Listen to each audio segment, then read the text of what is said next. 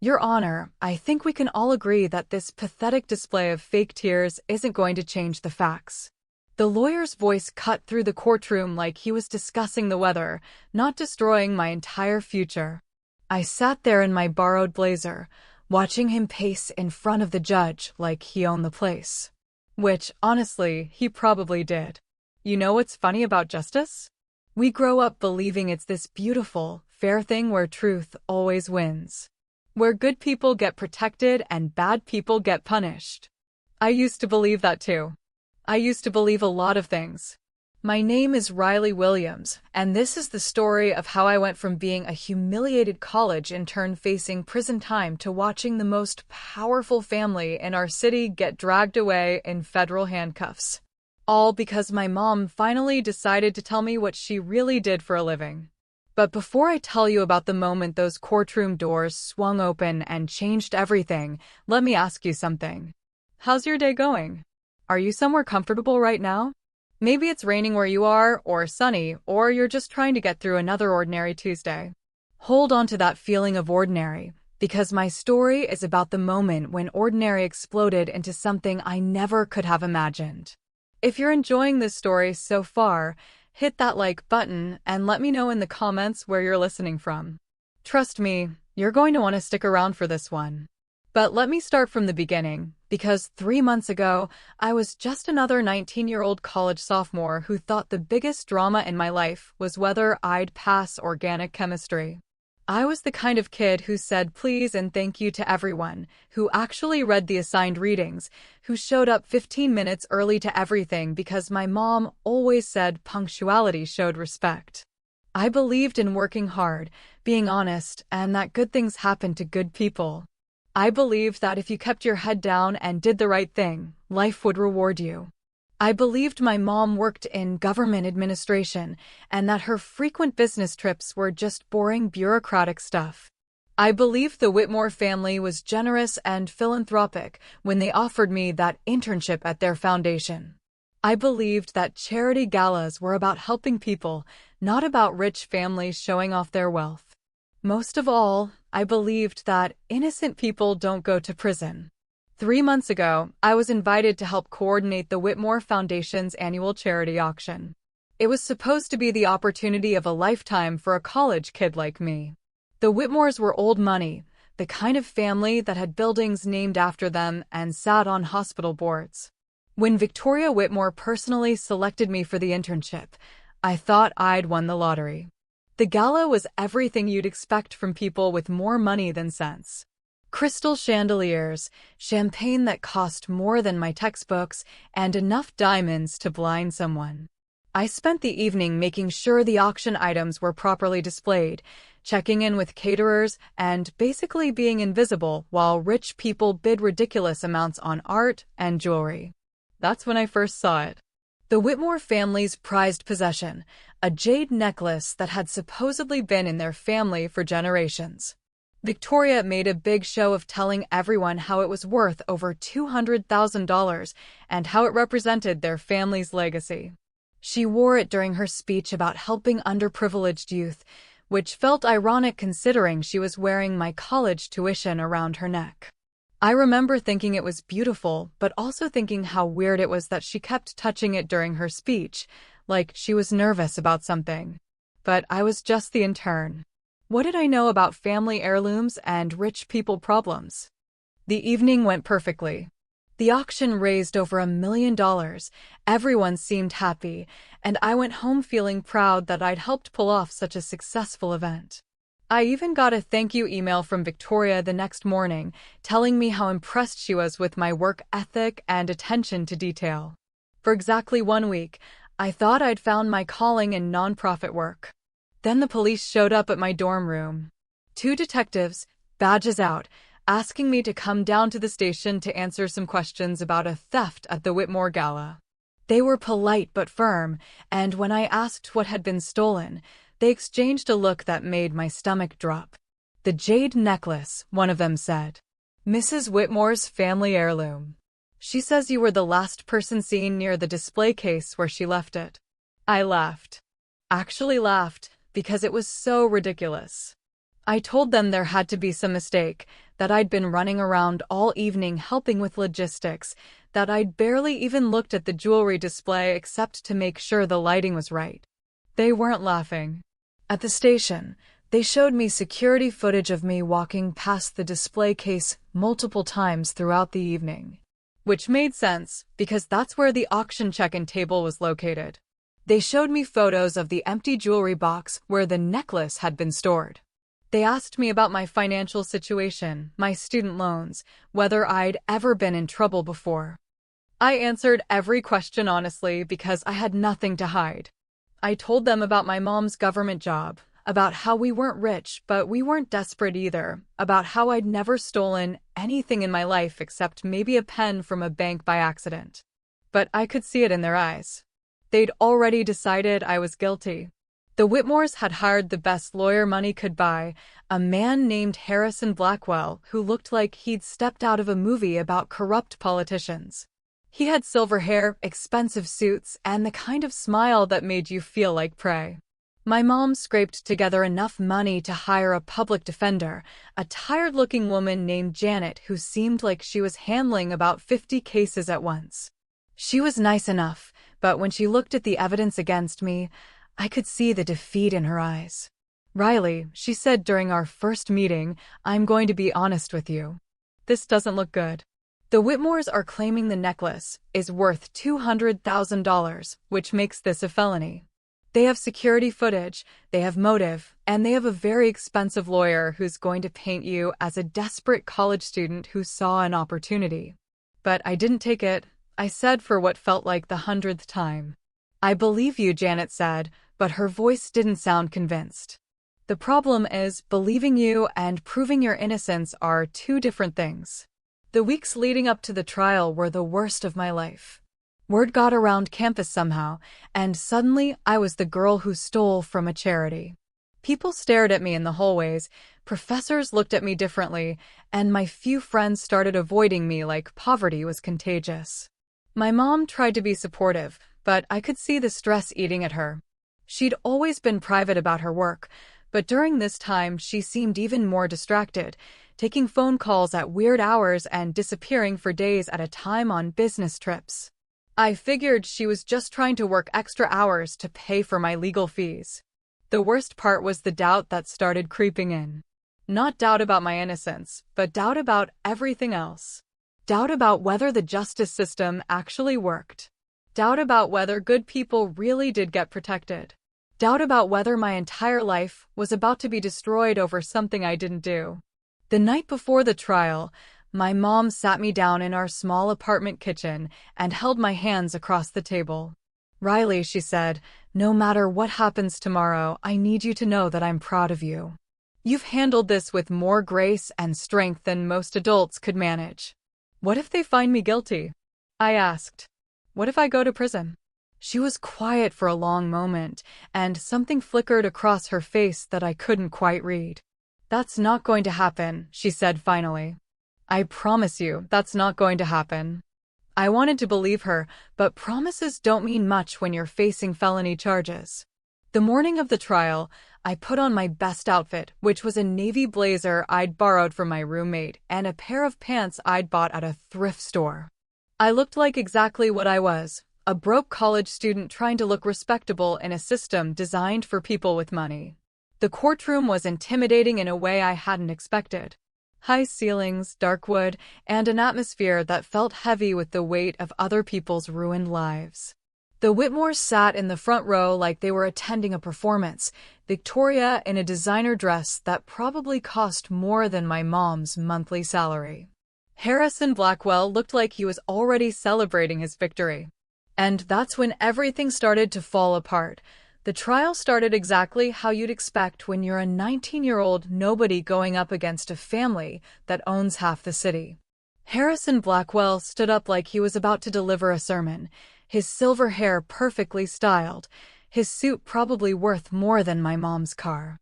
"Ladies and gentlemen of the jury," he began, his voice carrying that particular tone rich people use when they want to sound reasonable while destroying your life.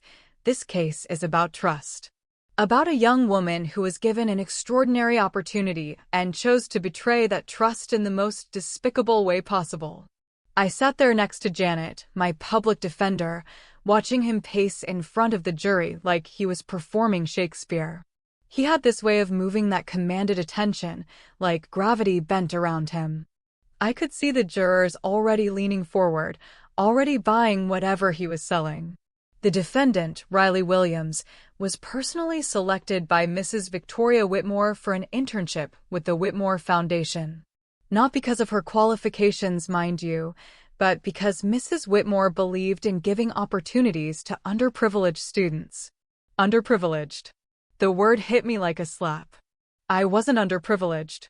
My mom worked hard, we paid our bills, I was at college on academic scholarships I'd earned. But the way he said it made it sound like charity, like I should be grateful they'd even let me in the building.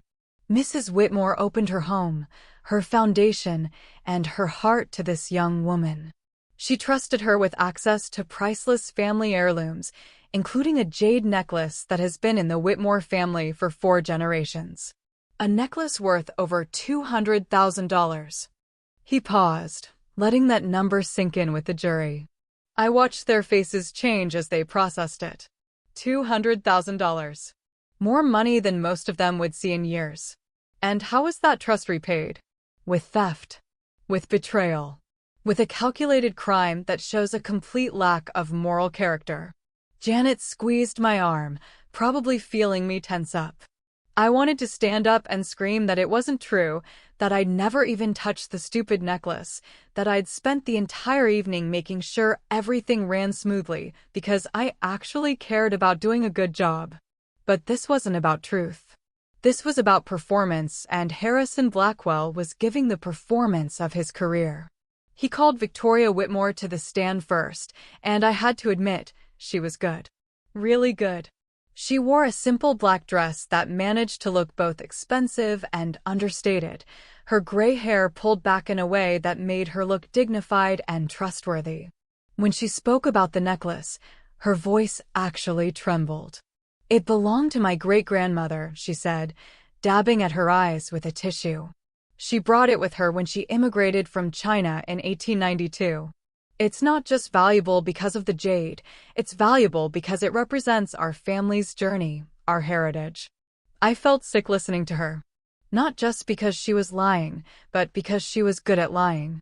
She had this way of making eye contact with the jury that made them feel like she was confiding in them personally. I trusted Riley completely, Victoria continued. She seemed like such a sweet, hardworking girl. I even told my husband that we should consider offering her a permanent position after graduation. Blackwell nodded sympathetically. "And when did you first notice the necklace was missing?" "The next morning, when I went to put it back in the safe. I always wear it to our charity events because it reminds me why we do this work, why we try to help young people like Riley." When I opened the jewelry box, it was empty. The way she said young people like Riley made my skin crawl. Like I was some kind of charity case who'd bitten the hand that fed me. "And you're certain you left it in the display case during the gala?" "Absolutely. I remember because I was worried about leaving it there, but Riley assured me the area was secure. She said she'd keep an eye on it personally." That was a lie. A complete, bald-faced lie. I'd never had any conversation with Victoria about watching her jewelry. I'd barely spoken to her all evening except to confirm catering schedules and auction logistics. But when I whispered this to Janet, she just shook her head slightly. "It's her word against yours," she whispered back. "And she's very convincing." Blackwell spent another 20 minutes walking Victoria through her testimony, each question designed to make her look more sympathetic and me look more guilty. He asked about her charitable work, her dedication to helping underprivileged youth, her shock and disappointment when she realized what had happened. "Mrs. Whitmore," he said finally, "why do you think Riley took the necklace?" Victoria looked directly at me for the first time since the trial started, and I saw something in her eyes that made my blood run cold. Not anger, not disappointment. Satisfaction. "I think she saw an opportunity," Victoria said softly. "A young woman with student loans, working multiple jobs to pay for school, surrounded by wealth she'd never experienced before. I think the temptation was just too great. When Janet cross-examined Victoria, she tried her best, but it was like watching someone try to stop a freight train with a feather. Victoria had an answer for everything, delivered with just the right amount of emotion to seem genuine without appearing overdramatic. "Mrs. Whitmore," Janet said, "isn't it true that there were over 200 people at the gala that evening?" "Yes, but Riley was the only one with access to the private areas where the jewelry was stored." "And isn't it true that you have no direct evidence that my client took the necklace?" "I have the security footage showing her in the area multiple times, and I have the fact that the necklace disappeared on her watch." "But you didn't actually see her take it?" Victoria paused, and for a moment I thought maybe Janet had found a crack in her story. But then Victoria's eyes filled with tears again. "No," she said quietly. "I trusted her too much to watch her every move. I suppose that was my mistake." The jury ate it up. I could see it in their faces, the way they looked at Victoria with sympathy and at me with suspicion. She was the grieving victim. I was the ungrateful thief. Next, Blackwell called the head of security from the gala, a man named Robert Torres who looked like he'd rather be anywhere else. He testified about the security footage, about how the cameras showed me walking past the display area multiple times throughout the evening. "In your professional opinion," Blackwell asked, "did Miss Williams have opportunity to take the necklace?" "Yes," Torres said reluctantly. "She had access to the area, and there were periods when she was alone near the display case." But when Janet questioned him, something interesting happened.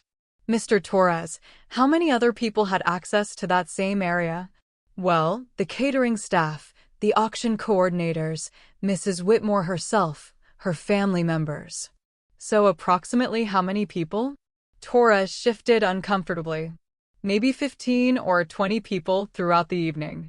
"And did you review footage of all these people?"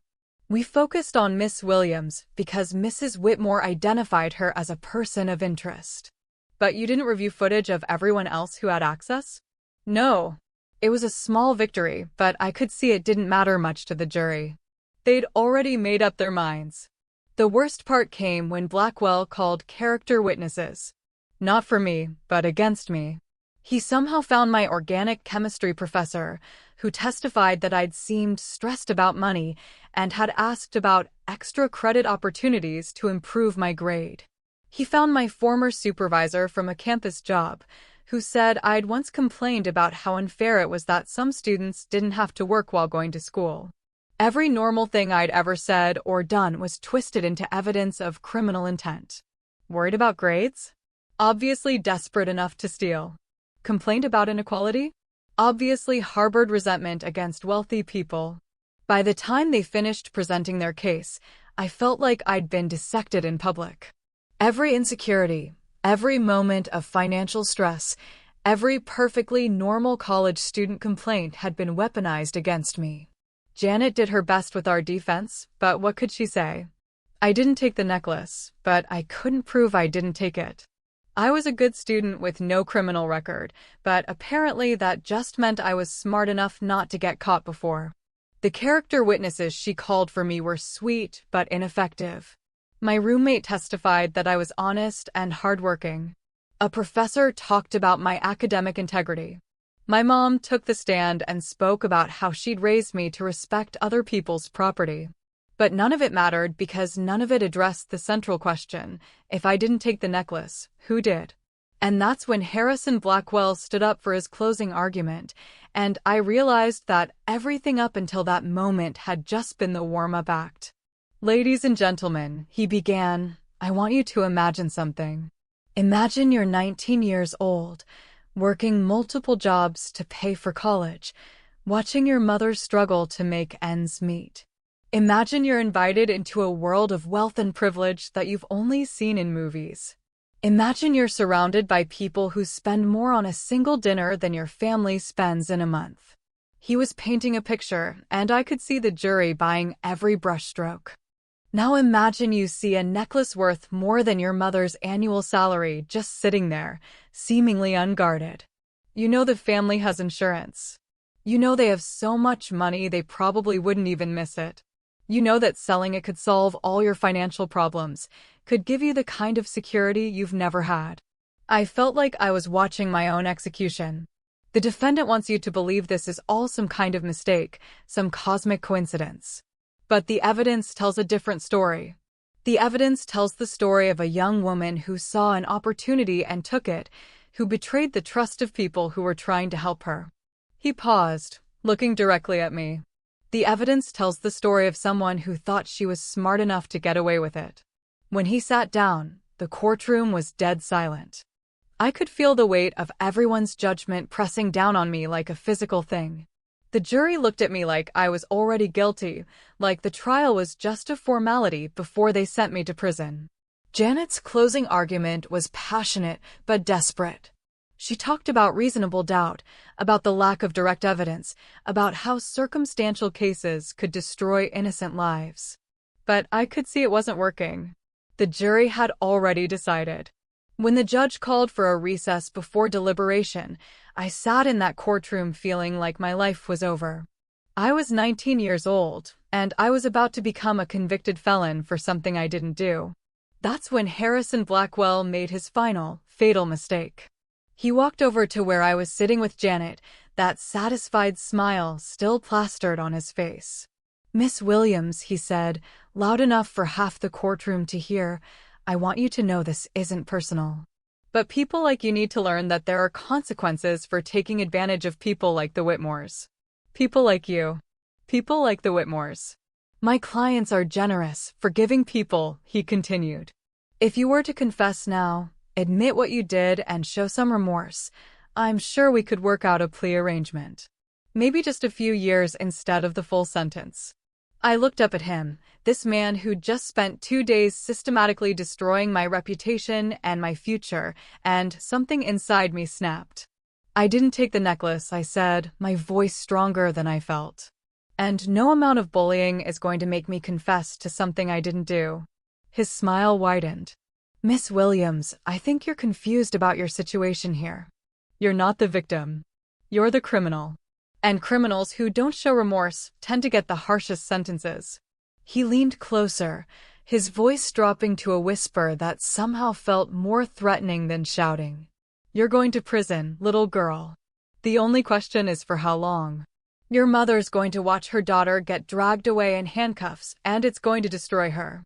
All because you were too proud to admit what everyone in this room already knows." That's when I started crying. Not because I was guilty, but because I realized he was right about one thing. I was going to prison. The system I'd believed in, the justice I'd trusted, was about to fail me completely. And my mom was going to have to watch it happen. I looked back at the gallery where she was sitting, expecting to see the same defeat I felt. But instead, I saw something I'd never seen before. My mom was on her phone, typing furiously, and her face wasn't showing defeat.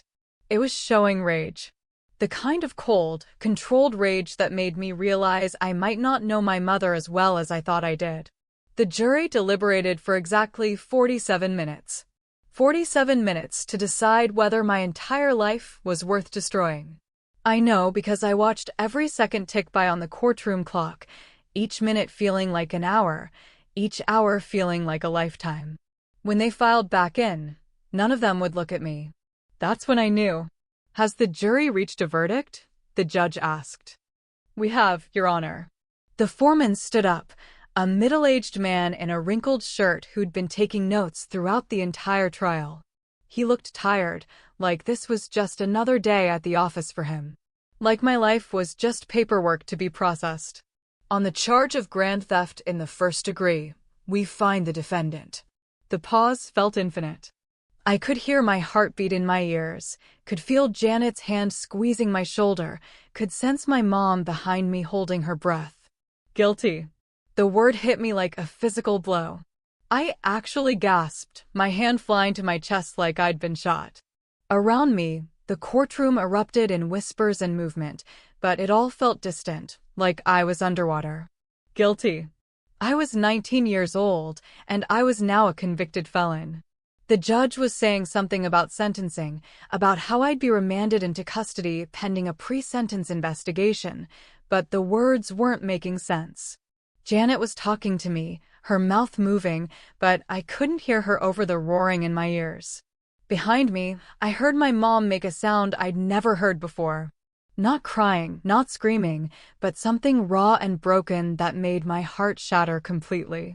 "Your Honor," Harrison Blackwell stood up, that satisfied smile wider than ever, given the defendant's lack of remorse and her continued refusal to take responsibility for her actions.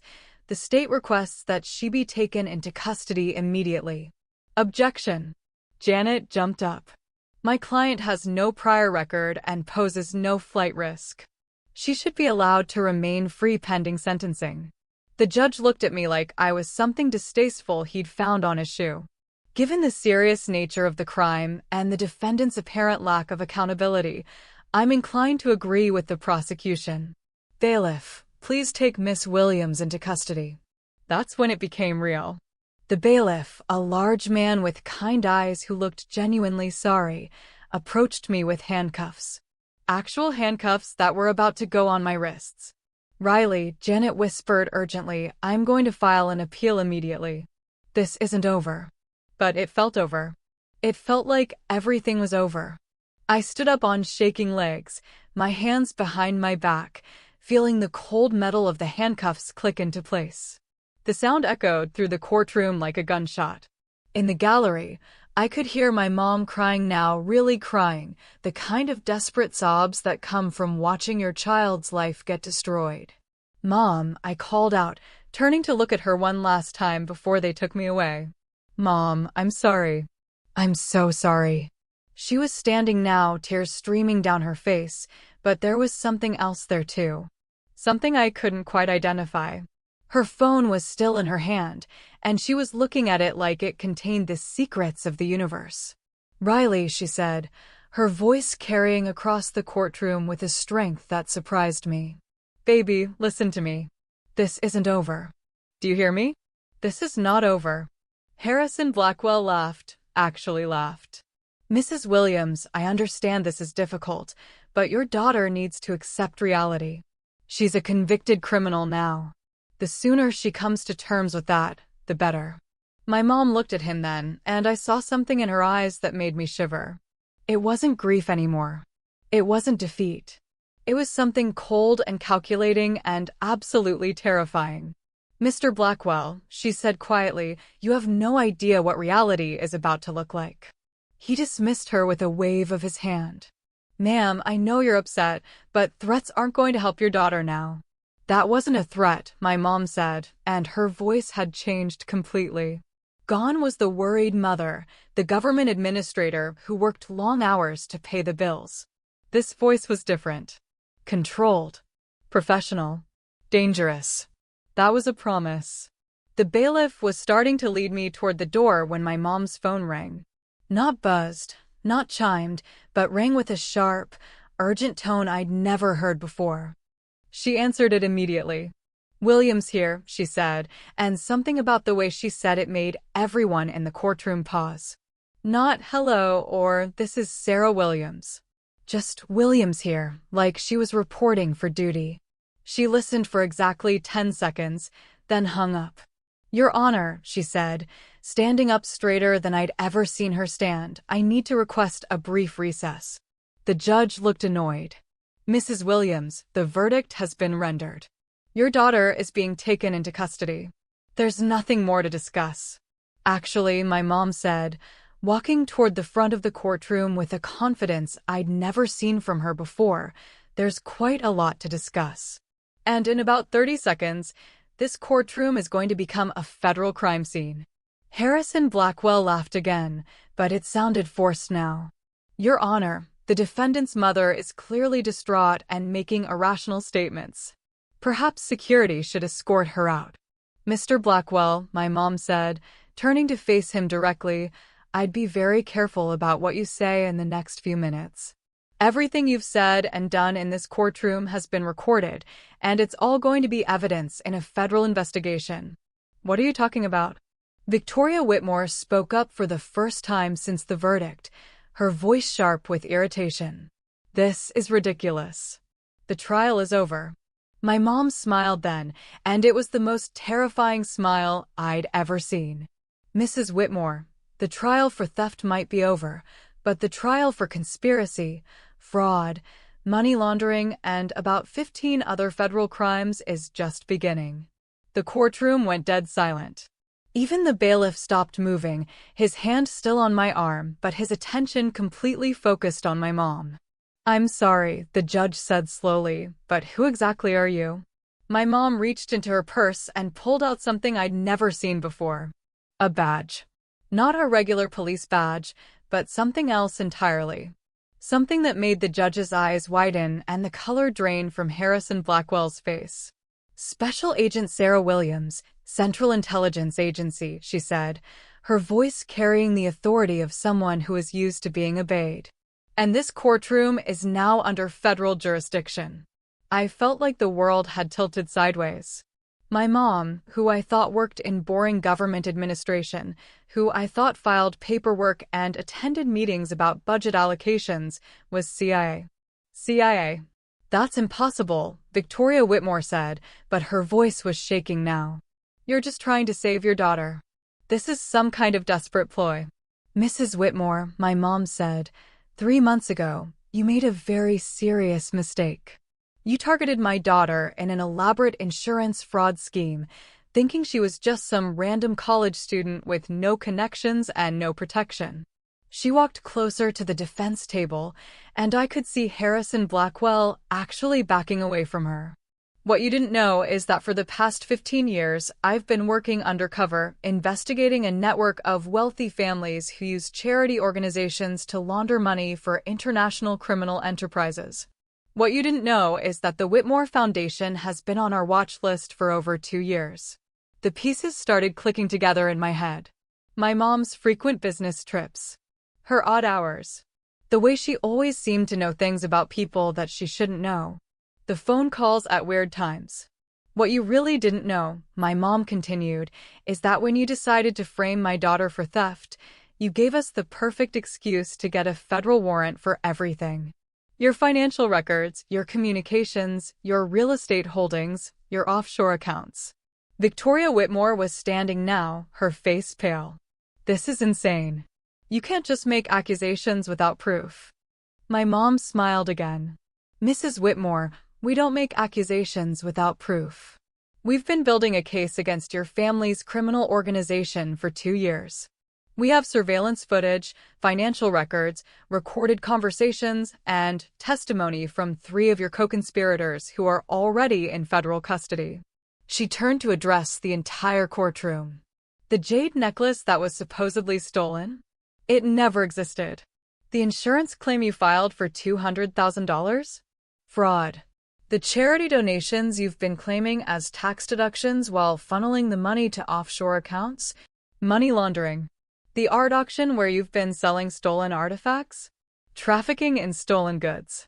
Harrison Blackwell was frantically whispering to Victoria, but she wasn't listening. She was staring at my mom like she was seeing a ghost. "The only thing you got right," my mom said, "was picking the wrong person's daughter to frame." That's when the courtroom doors opened. Not the gentle swing of someone entering late, but the decisive push of people who belonged there. Federal agents in dark suits, moving with the kind of coordinated precision that made it clear this wasn't their first raid. "Ladies and gentlemen," the lead agent announced, "this is the Federal Bureau of Investigation. We have warrants for the arrest of Victoria Whitmore, Harrison Blackwell, and Robert Torres on charges of conspiracy, fraud, money laundering, and racketeering." The next few minutes were chaos. Victoria Whitmore screaming about her rights, Harrison Blackwell trying to argue that this was all some kind of setup, Robert Torres looking like he wanted to disappear into the floor. But through it all, my mom stood calm and controlled, watching the people who had tried to destroy her daughter get exactly what they deserved. The bailiff had removed my handcuffs, and I was standing there in shock, trying to process what had just happened. My mom, my quiet, hardworking mom who I thought spent her days pushing papers, had just orchestrated the takedown of a criminal organization. "Riley," she said, walking over to me, "I'm sorry I couldn't tell you before. I'm sorry you had to go through this. But I needed them to commit to the fraud completely before we could move." "You knew?" I whispered. "You knew this whole time that I was innocent?" "Baby," she said, pulling me into a hug that felt like coming home, "I've known you were innocent since the moment they accused you. What I didn't know was how deep this went, how many people were involved, how much money they were stealing." I looked around the courtroom, watching federal agents reading rights to people who had seemed untouchable just minutes before. So the internship, the gala, all of it. All of it was a setup, my mom confirmed. They've been running this scam for years, targeting young people with no connections, framing them for thefts that never happened, collecting insurance money, and using the charity as a front for money laundering. "But why me specifically?" My mom's expression darkened. "Because you were perfect for their purposes. Smart enough to seem credible as someone who could plan a theft, poor enough that people would believe you had motive, and isolated enough that they thought no one would fight for you." She looked over at Victoria Whitmore, who was now in handcuffs being read her rights. "They just didn't count on your mother being someone who fights back." As the federal agents led the Whitmores and their lawyer out of the courtroom, Harrison Blackwell looked back at me one last time. The arrogant smile was gone, replaced by something that looked like fear. "This isn't over," he called out. "You can't prove any of this." My mom walked over to him, close enough that only he could hear what she said next. But I saw his face change, saw the last bit of fight go out of him, saw him realize that whatever she'd told him meant his life, as he knew it was over. When the courtroom finally cleared, it was just me, my mom, Janet, and the judge, who looked like he'd aged 10 years in the past hour. "Your Honor," my mom said formally, "I assume the charges against my daughter will be dropped immediately?" "Of course," the judge said quickly. "Miss Williams, on behalf of the court, I apologize for what you've been put through. The charges are dismissed with prejudice." Just like that, I wasn't a convicted felon anymore. I was free. But as I stood there in that empty courtroom, looking at my mom who had just revealed herself to be someone completely different from who I thought she was, I realized that freedom was just the beginning. Because now I had to figure out who I really was, and who my mother really was, and what it meant that my entire life had been built on secrets I never knew existed. The girl who had walked into that courtroom that morning was gone forever. The question was, who was I going to become? The ride home from the courthouse was the quietest 45 minutes of my life. My mom drove her usual beat-up Honda Civic, the same car she'd been driving since I was in middle school, the same car that had always seemed like proof of our ordinary, middle-class life. But now I kept staring at her hands on the steering wheel, wondering how many secrets those hands had kept, how many lies they'd helped maintain. "Riley," she said finally, as we pulled into our apartment complex parking lot, "I know you have questions." Questions. That was like saying the ocean had water. "Are you actually my mom?" I asked, and I wasn't entirely joking. She turned off the engine and looked at me with eyes that suddenly seemed older, more tired than I'd ever noticed before. "Yes, baby. I'm your mom. That part was never fake. But everything else was?" She was quiet for a long moment, staring out the windshield at our building. The same building where we'd lived for 8 years, where I'd done homework at the kitchen table while she worked on her laptop, where we'd watched movies together on Friday nights and argued about what to order for dinner. "Not everything," she said finally. "But a lot of it, yes." We went upstairs to our apartment, and it felt like walking into a museum exhibit of my former life. Everything looked the same, but felt completely different. The couch where we'd watched countless Netflix shows together. The kitchen table where she'd helped me with calculus. The bulletin board covered with my academic achievements and college acceptance letters.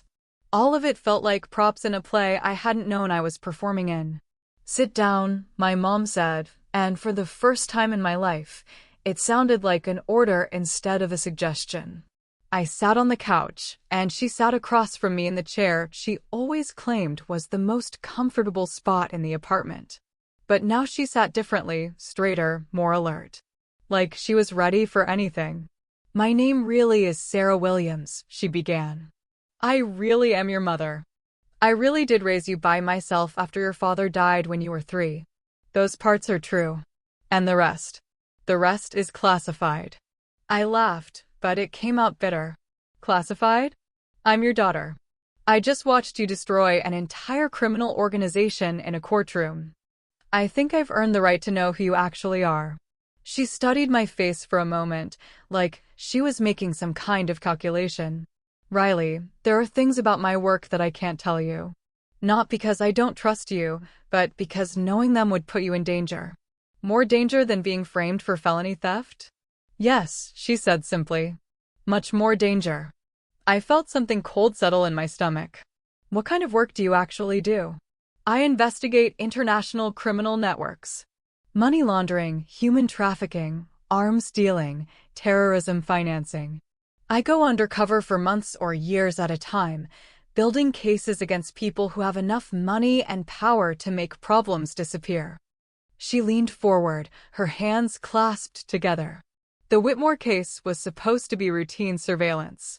We'd been watching their charity foundation for 2 years, documenting their money laundering operation, waiting for the right moment to move.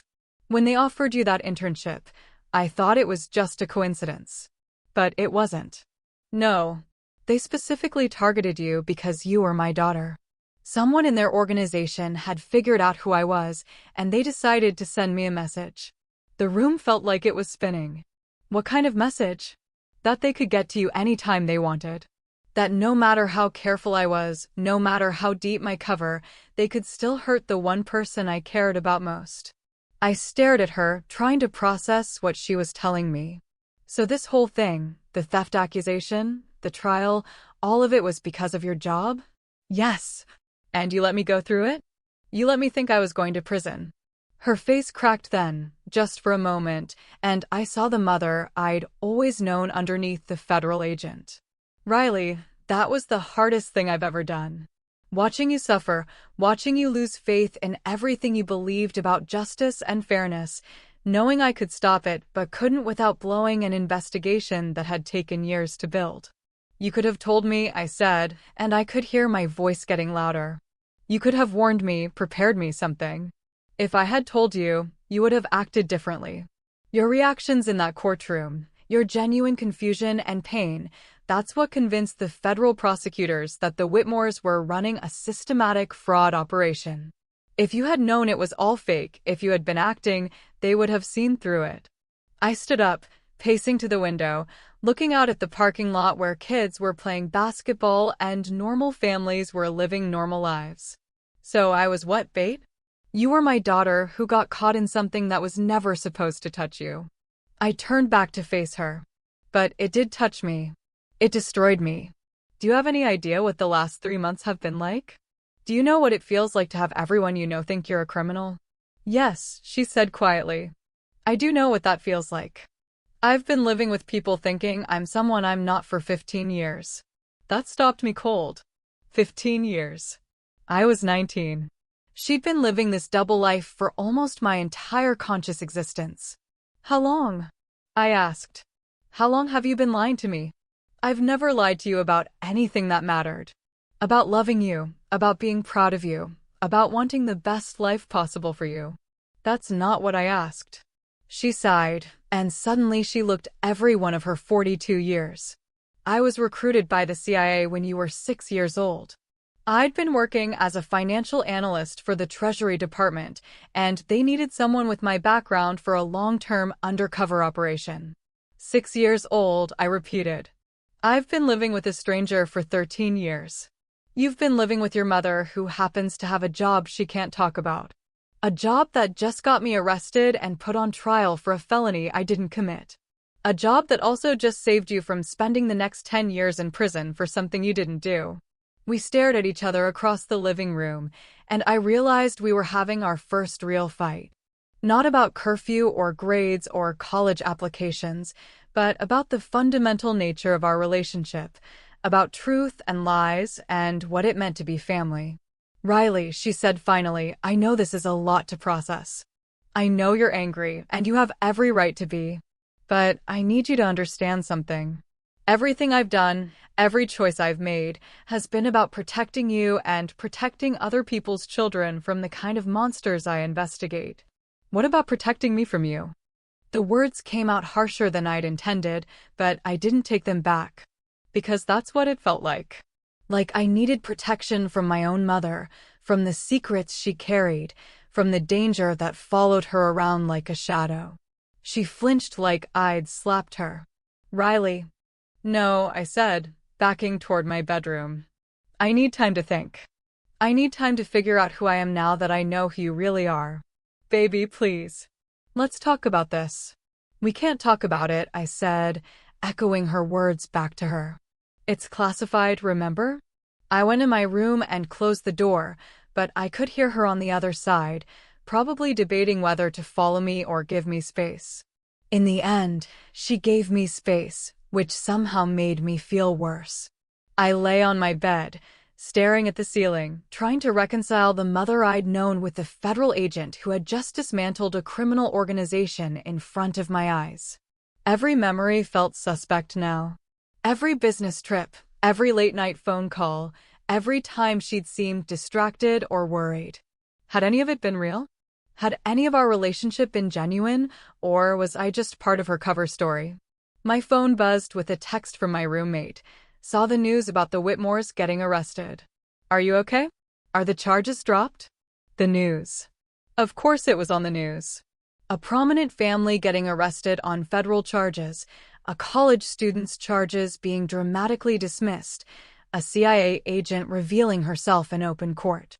It was probably the biggest story our city had seen in years. I turned on my laptop and searched for coverage of what had happened. The headlines were surreal. Whitmore family arrested in federal fraud investigation. CIA agent reveals identity to save daughter from false charges. College student cleared in dramatic courtroom reversal. There were photos of Victoria Whitmore being led away in handcuffs, of Harrison Blackwell covering his face as he was escorted to a federal vehicle, of my mom standing in the courtroom looking like someone you definitely didn't want to mess with. And there were photos of me, looking shocked and confused and completely overwhelmed. The comments on the articles were a mix of support and suspicion. Some people were calling me brave for standing up to false accusations. Others were wondering if the whole thing was some kind of government conspiracy. A few were asking why a CIA agent's daughter was allowed to attend a normal college and live a normal life. That last question hit me hard because I was wondering the same thing. I was still reading when my mom knocked on my door. Riley? There's someone here to see you. I opened the door to find a man in a dark suit standing in our living room. He was maybe 50, with graying hair and the kind of face that gave nothing away. He looked like every FBI agent in every movie I'd ever seen. Miss Williams, he said, standing up when I entered the room. I'm Deputy Director Mark Webb, CIA. I wanted to speak with you about what happened today. I looked at my mom, who was standing by the kitchen with her arms crossed. Is this about the case? Partially, Webb said. But mostly it's about you. Me? Miss Williams, what happened today was unprecedented. A deep-cover operative revealing her identity in open court, exposing a years-long investigation, compromising ongoing operations.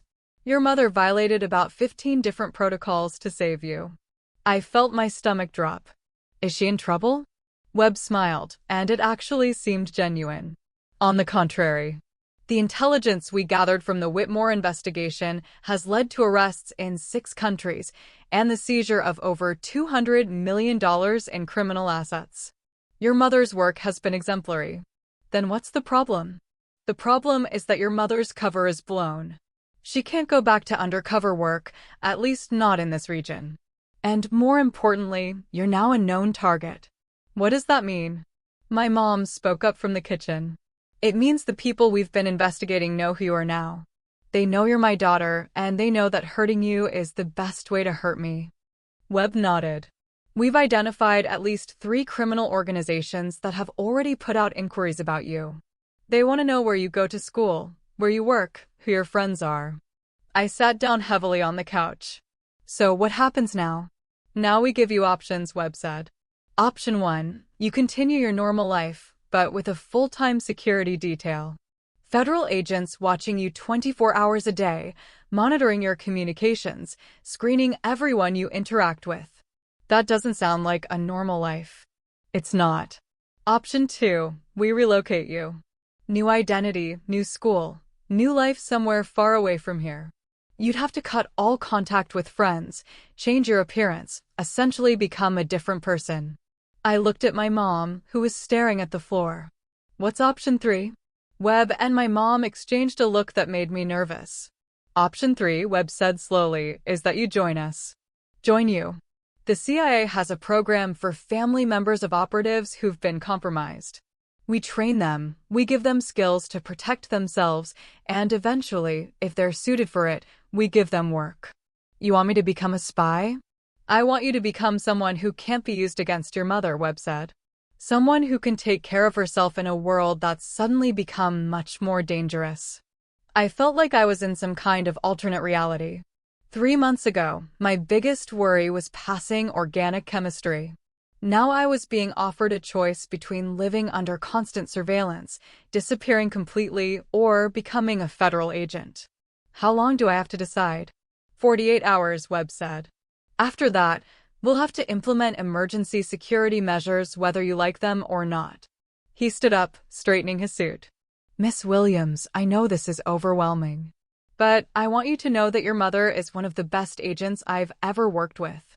She's saved countless lives, stopped millions of dollars in criminal activity, and made the world a safer place.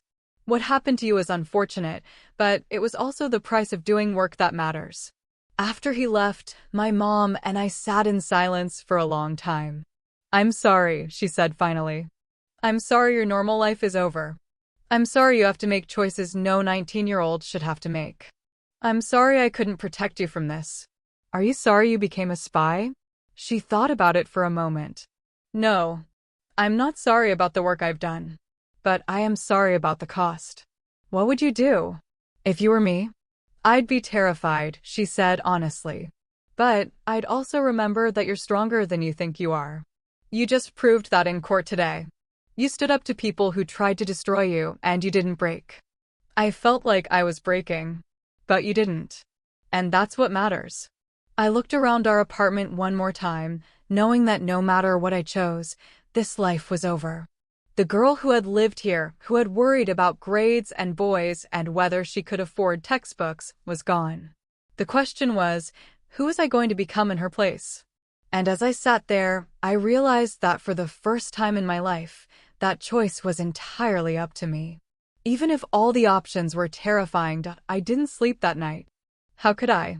Every time I closed my eyes, I saw Harrison Blackwell's smug face, heard Victoria Whitmore's fake tears, felt those handcuffs clicking around my wrists. But worse than that, I kept seeing my mom's face when she'd revealed her badge, the way she'd transformed from the woman who made me grilled cheese sandwiches into someone who could dismantle criminal organizations with a phone call. At 3 in the morning, I gave up on sleep and went to the kitchen for water. My mom was sitting at the table with her laptop open, and for a moment it felt normal. How many times had I found her working late, told her she should get some rest, kissed her goodnight? But now I could see what I'd missed before. The way she positioned herself to see both the front door and the window. The way her phone was always within arm's reach. The way she never seemed truly relaxed, even in our own home. Can't sleep either, she asked without looking up. Mom, I said, sitting down across from her, I need to know something, and I need you to tell me the truth. She closed the laptop and gave me her full attention. Okay. The day I was arrested. You weren't surprised, were you? She was quiet for a long moment. No, I wasn't surprised. You knew it was going to happen. I knew something was going to happen. We'd been monitoring communications between the Whitmores and their associates. We knew they were planning to frame someone for theft to cover up their insurance fraud. What I didn't know was that they'd specifically chosen you. I felt something cold settle in my chest. When did you find out it was me? The morning the police came to your dorm. I got a call from my handler 30 minutes before they knocked on your door. 30 minutes, I repeated. You had 30 minutes to warn me, to prepare me, to do something. Riley, you let them arrest me. You sat in that police station and watched them question me, and you said nothing. If I had interfered then, we would have lost everything. 2 years of investigation, dozens of potential victims, millions of dollars in criminal assets. So you chose the case over me. I chose to trust that you were strong enough to handle it, and that I was good enough at my job to make sure you didn't pay the price for their crimes. I stared at her, this woman who had raised me, who had taught me right from wrong, who had always told me that family came first. What if you'd been wrong? What if your plan hadn't worked? Then I would have burned down everything and everyone involved in hurting you. The way she said it, calm and matter of fact, made me believe her completely. And that scared me more than anything else. Mom, who are you? I'm your mother. That's not what I mean, and you know it. She sighed and rubbed her temples. Riley, there are things about my work, about the people I've had to become, that I never wanted you to see. I've done things, made choices, that I'm not proud of.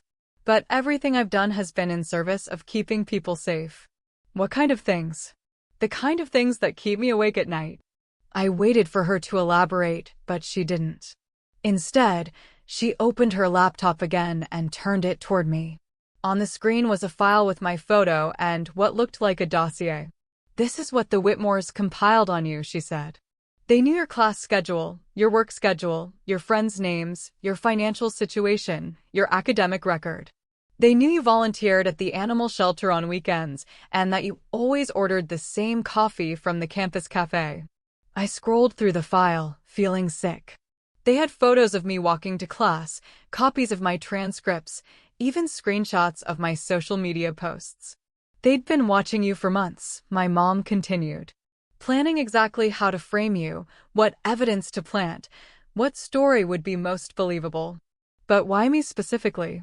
There have to be hundreds of college students who would have been easier targets. My mom's expression darkened. Because you weren't just any college student. You were my daughter. And framing you wasn't just about insurance fraud. What do you mean? The Whitmores are part of a larger network, Riley. International criminals who've been using charity organizations to launder money for arms dealers, human traffickers, and terrorist organizations. We've been building a case against them for years, and we were getting close to taking down the entire operation. She pulled up another file, this one showing a complex web of connections between different organizations and individuals. 3 weeks before they offered you the internship, we intercepted communications suggesting that someone in their organization had identified me as a federal agent.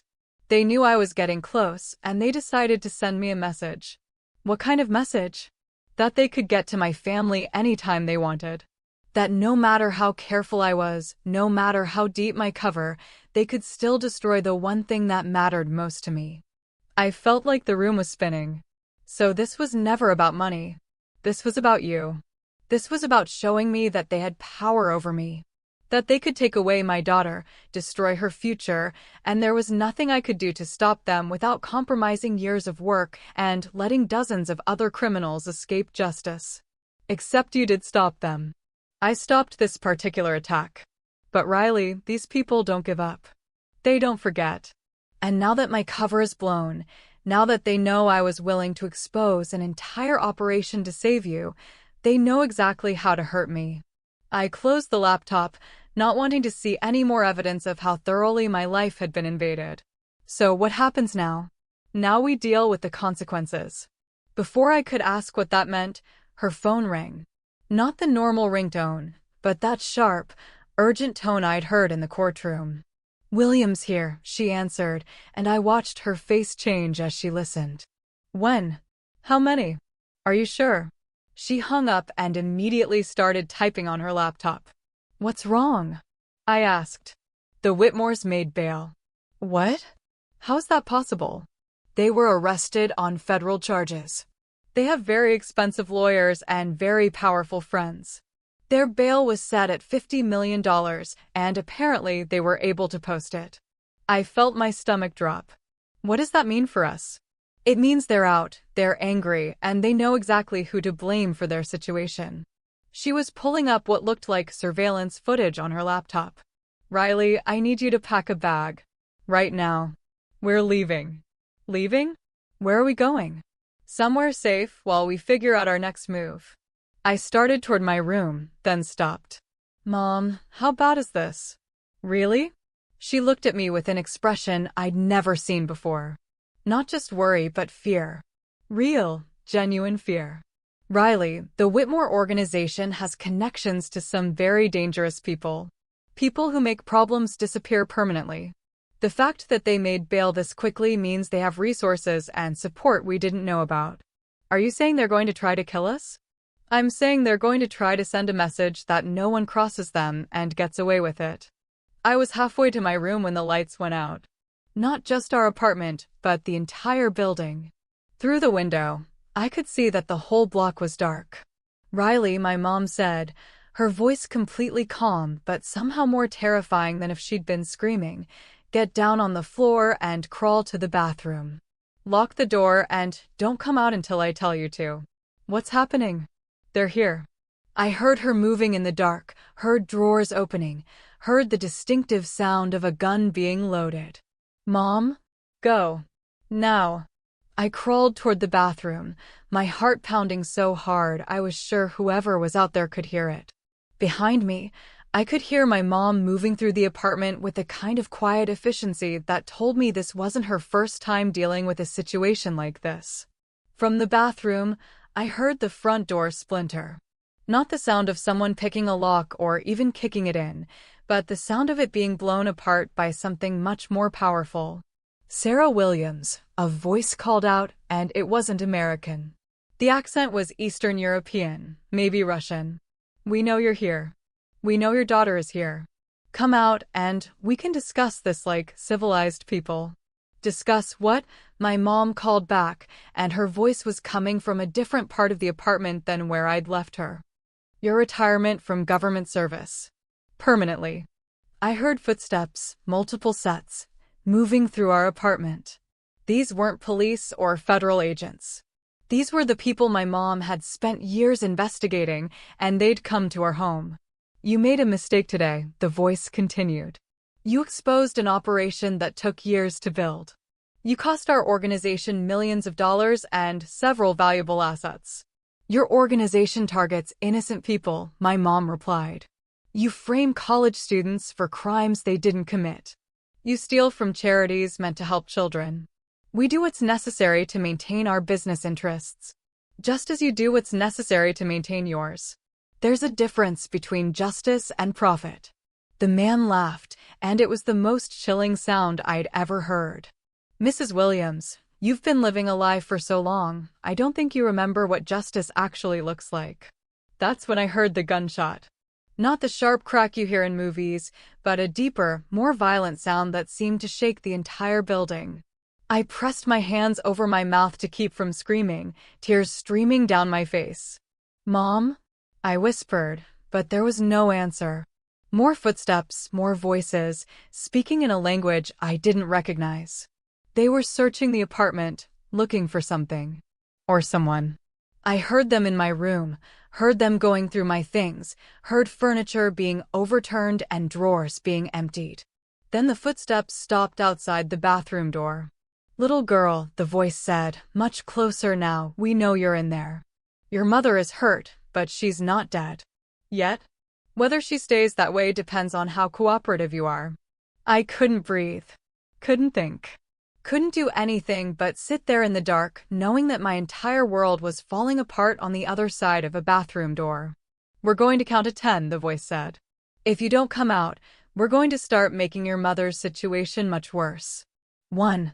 I thought about my mom, about everything she'd sacrificed to keep me safe, about how she'd spent years living a lie to protect people like me. 2. I thought about the choice Deputy Director Webb had given me. Security detail, relocation, or joining the CIA. 3. I thought about how I'd felt in that courtroom, helpless and powerless, while people with money and connections tried to destroy my life. 4. I thought about what my mom had said, that I was stronger than I thought I was. 5. I thought about the gun I'd heard her loading, about the way she'd moved through the apartment like someone who knew how to fight. 6. I thought about the fact that these people had invaded our home, threatened my mother, and were trying to use me as leverage against her. 7.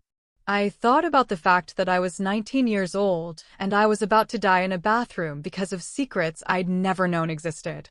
8. I thought about the fact that I had a choice to make, and for the first time in months, it was a choice that was entirely mine. 9. I unlocked the bathroom door. But instead of coming out with my hands up, instead of surrendering to people who had already decided my fate, I did something that surprised everyone, including myself. I turned on the bathroom light. The sudden brightness in the dark apartment was blinding, and in that moment of confusion, I heard my mom move.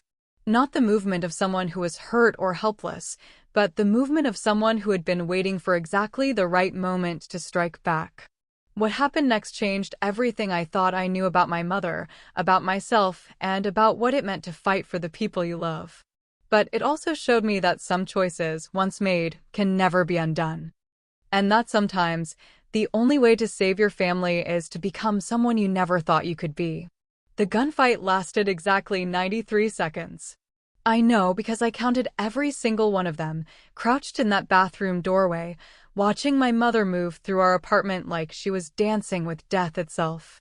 She wasn't the woman who had made me pancakes that morning. She wasn't the government administrator who worried about my grades and reminded me to call when I got home late. She was someone else entirely, someone who moved in the dark like she belonged there, someone who knew exactly where to step to avoid the creaking floorboard by the kitchen, exactly which angle would give her cover behind the couch. The men who had broken into our home were professionals, but my mom was something more than that. She was a professional who was fighting for her daughter's life. When the shooting stopped, 3 men were dead in our living room, and my mom was bleeding from a wound in her shoulder. "Riley," she said, her voice steady despite the blood soaking through her shirt, "we have 2 minutes before backup arrives.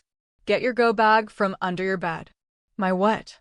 "Under your bed, taped to the box spring.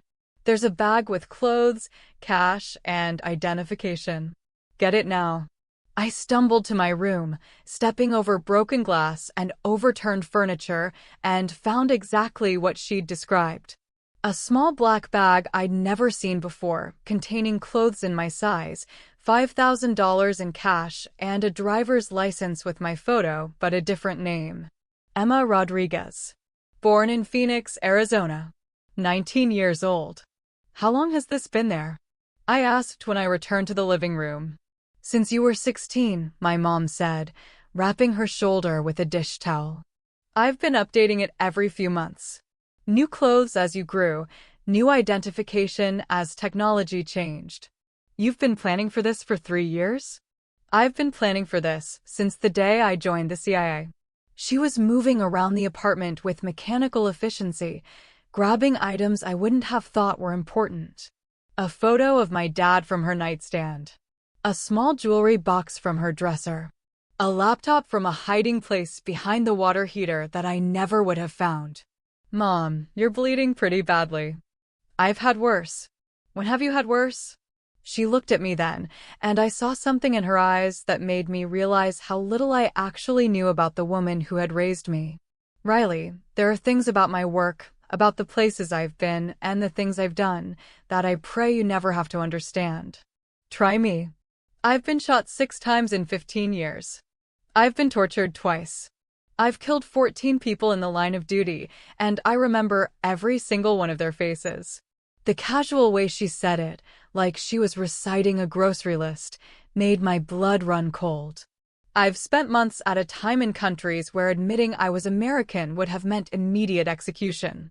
I've infiltrated organizations that traffic children, that sell weapons to terrorists, that would kill entire families for the contents of their bank accounts." She was packing while she talked, her movements quick and precise. I've lied to warlords and arms dealers and cartel leaders, and I've done it so convincingly that some of them considered me a friend. I've attended dinner parties where the appetizers cost more than most people's cars, and the hosts were planning to murder thousands of innocent people. Why are you telling me this? Because you need to understand what we're up against. The people who just tried to kill us aren't street criminals or even organized crime in the traditional sense. They're part of an international network that has resources most governments would envy. She zipped up her bag and looked around our apartment one last time. Our home for 8 years, the place where I'd grown up, where I'd learned to drive, where I'd cried over my first heartbreak and celebrated my college acceptance. We can never come back here, she said quietly. Never. Never. Riley, the girl who lived in this apartment, who went to State University, who worried about organic chemistry and worked at the campus bookstore, that girl is gone. If you want to survive what's coming next, you have to let her go. I looked around the living room, at the couch where we'd watched movies together, at the kitchen table where she'd helped me with homework, at the bulletin board covered with my achievements and memories. What about my friends? My roommate? My classes? What about them? I can't just disappear. People will worry.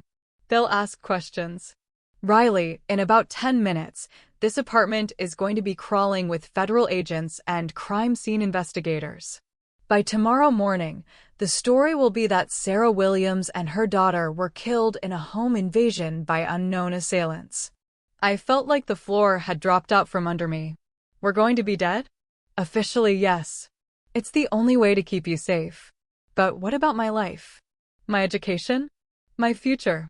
She stopped packing and looked at me with an expression that was part sympathy, part steel. Baby, your future was never going to be what you thought it was. Not once they targeted you. Not once they made you part of this world. I didn't choose this world.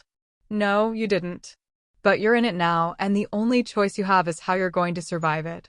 We left through the fire escape, climbing down into an alley where a car was waiting. Not my mom's Honda Civic, but a black sedan with tinted windows and license plates I was pretty sure were fake. The man behind the wheel was Deputy Director Webb. Agent Williams, he said as we got in, are you injured? Flesh wound, my mom replied. How did they find us so fast? We're still investigating, but it looks like they had surveillance on your building for weeks. The power outage was coordinated with teams in 3 different locations. Teams?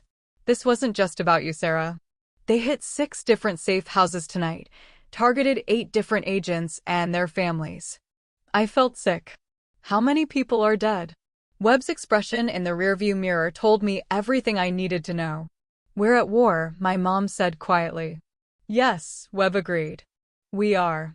We drove in silence through streets I'd known my entire life, past the high school where I'd graduated valedictorian, past the library where I'd spent countless hours studying, past the coffee shop where I'd had my first job. All of it felt like looking at someone else's life. Where are we going? I asked. Somewhere they can't find us while we figure out our next move, Webb said. And then what? Then you make the choice I offered you yesterday. Except now the stakes are higher. How much higher? My mom turned to look at me, and I saw something in her face that scared me more than the gunfight, more than the dead men in our living room, more than the fake identification in my bag. I saw pity. Riley, she said gently, the organization that targeted you tonight has resources in over 40 countries. They have contacts in law enforcement, in government, in the military. They have enough money to make problems disappear and enough connections to create new problems whenever they want. Okay. They also have a very simple philosophy. Anyone who costs them money or threatens their operations doesn't get to live. Not them, not their families, not their friends. What are you saying? I'm saying that as long as you're alive, you're a threat to them. You're a witness to their crimes, you're leverage against me, and you're proof that they can be beaten. Webb pulled into what looked like an abandoned warehouse, but I could see armed guards in the shadows and surveillance equipment that definitely wasn't abandoned. I'm saying, my mom continued, that the only way you're going to survive this is if you become someone they can't threaten, someone they can't use, someone they can't kill. And how do I do that? You become one of us. Inside the warehouse, I saw something that made me understand just how deep this went. It wasn't just a safe house, it was a command center. Dozens of agents working at computers, monitoring communications, tracking movements across multiple countries. On one wall was a map of the world with red pins marking locations. There were a lot of red pins. Each pin represents an active operation, Webb explained. Arms dealers, human traffickers, money launderers, terrorist financiers. The network that targeted you tonight is connected to all of them. How is that possible? Because crime is a business, Riley. And like any business, it's more profitable when you have partners. A woman approached us, someone I'd never seen before but who moved with the same controlled confidence as my mom. Agent Williams, she said, I'm Dr. Martinez. I need to look at that shoulder. While Dr. Martinez cleaned and bandaged my mom's wound, Webb showed me files on the organization that had tried to kill us. The Kozlov Syndicate, he said, opening a thick folder. Based in Eastern Europe, but with operations on every continent. They specialize in high-end financial crimes, but they're not above murder when it serves their purposes. The photos in the file looked like they could have been taken at any upscale business conference. Well-dressed men and women in expensive suits, shaking hands and smiling for cameras. They look normal, I said. That's what makes them so dangerous. They don't look like criminals because they've made crime look like legitimate business. He showed me financial records, shipping manifests, communication intercepts. The scope of their operation was staggering. Billions of dollars moving through shell companies and fake charities, weapons shipments disguised as humanitarian aid, human trafficking networks hidden behind modeling agencies and employment services. The Whitmore Foundation was just one small piece of their operation, Webb continued.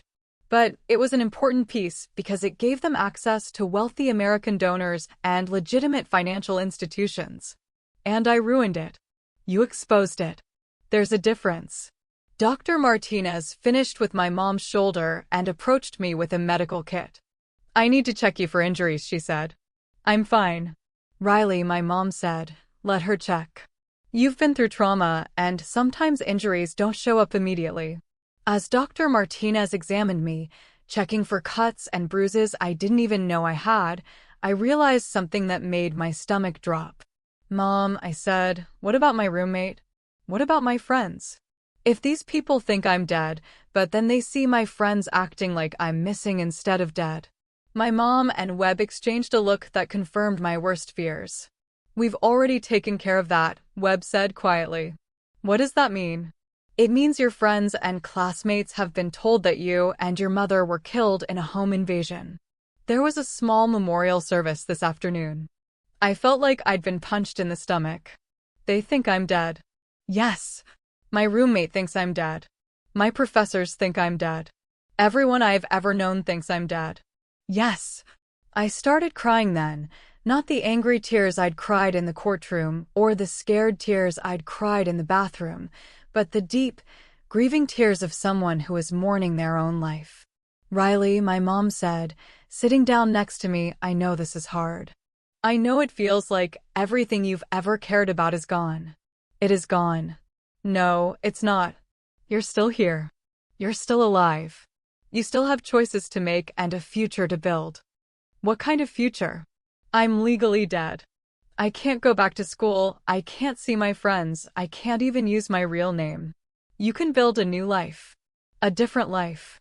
I don't want a different life. I want my life. Baby, your life was never going to be what you thought it was. Not once you became my daughter. Not once you became part of this world. I looked around the warehouse, at the agents working at their computers, at the maps covered with red pins, at the evidence of crimes I couldn't even comprehend. This is my world now? This is your world now.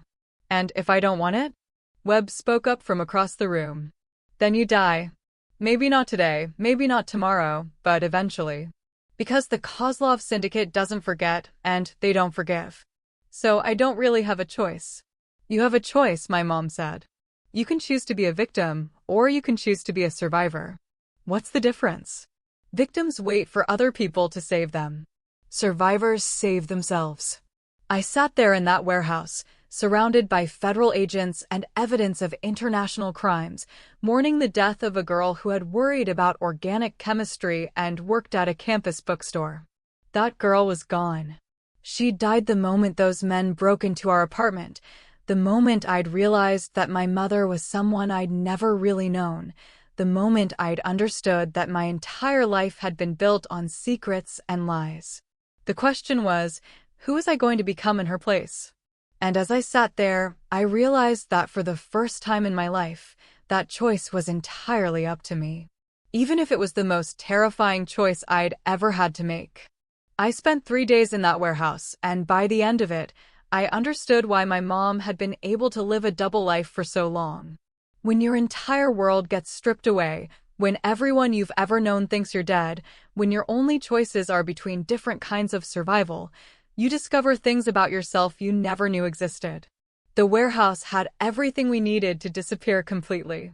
New identities, new backgrounds, new lives carefully constructed by people who specialized in making people vanish. But it also had something else, a training facility. Just basic self-defense, Webb had said on the second day, when I'd asked about the gym equipment and shooting range in the basement. Skills everyone should have. But I could see it in his eyes, in my mom's eyes, in the eyes of every agent who looked at me. They weren't teaching me self-defense. They were evaluating me. The instructor was a woman named Agent Torres, maybe 35, with scars on her hands and a way of moving that reminded me of my mom. Controlled. Efficient. Dangerous. Most people think fighting is about strength, she said as she showed me basic defensive positions. But it's really about awareness. About seeing threats before they become problems. What if the threat is already a problem? Then it's about making choices faster than the other person. She taught me how to break free from different kinds of holds, how to use everyday objects as weapons, how to assess a room for exits and cover. Basic stuff, she said, but I could see her taking notes on how quickly I learned, how well I retained information, how I reacted under pressure. You're a natural, she said after I'd successfully completed a scenario where I had to escape from a simulated kidnapping. Most people freeze up the first few times. You adapt. Is that good or bad? Depends on what you want to do with it. On the third day, Webb called me into what he called his office, but was really just a corner of the warehouse with a desk and some filing cabinets. Riley, he said, we need to talk about your options. I thought we already did that. That was before. This is after. After you've seen what this world really looks like, after you've started training, after you've had time to process what happened to your old life. He pulled out 3 folders and placed them on the desk in front of me. Option 1, he said, opening the first folder. Complete relocation. New identity, new background, new life in a small town in Montana. You'd be Emma Rodriguez, a transfer student at a local college. We'd monitor you from a distance, but you'd be free to build whatever life you wanted. The folder contained photos of a small college town, course catalogs, even a fake transcript showing my previous academic work. It looked peaceful. Normal. Safe. What's the catch? No contact with anyone from your previous life. Ever. And if the Kozlov Syndicate ever finds you, you'd be completely on your own. How likely is that? With a good cover identity and careful behavior? Maybe 10% chance over the next 5 years. 10%. Those weren't terrible odds, but they weren't great either. Option 2, he said, opening the second folder. Witness protection with full federal support. New identity, but with a permanent security detail. You'd never be alone, never be unprotected, but you'd also never be free. This folder contained photos of safe houses, information about security protocols, details about how witness protection actually worked.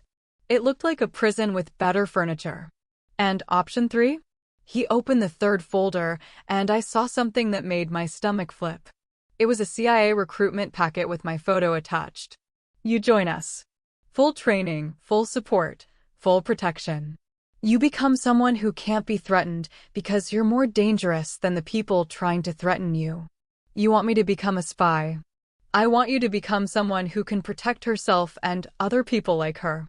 I looked through the recruitment materials, trying to imagine myself in the world they were describing.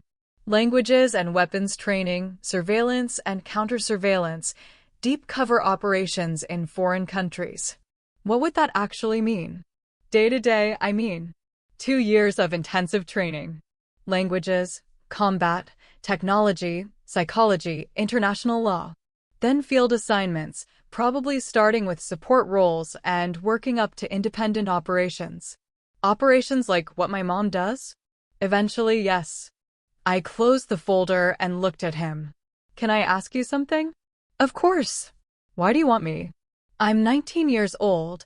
I was a college sophomore 3 days ago, and my biggest accomplishment was making Dean's List. What could I possibly offer the CIA? Webb smiled, and for the first time since I'd met him, it looked genuine. Riley, do you know what happened in that courtroom when your mother revealed her identity? She saved me from going to prison. She did more than that. She exposed a criminal network that we'd been trying to penetrate for years. She gathered evidence that led to arrests in 6 countries and the seizure of over $200 million in criminal assets. Okay.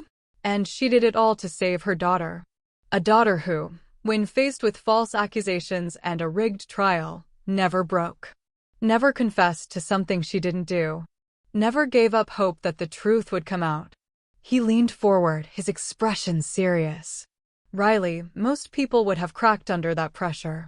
Most people would have taken a plea deal, admitted to a crime they didn't commit, just to make the pain stop. But you didn't.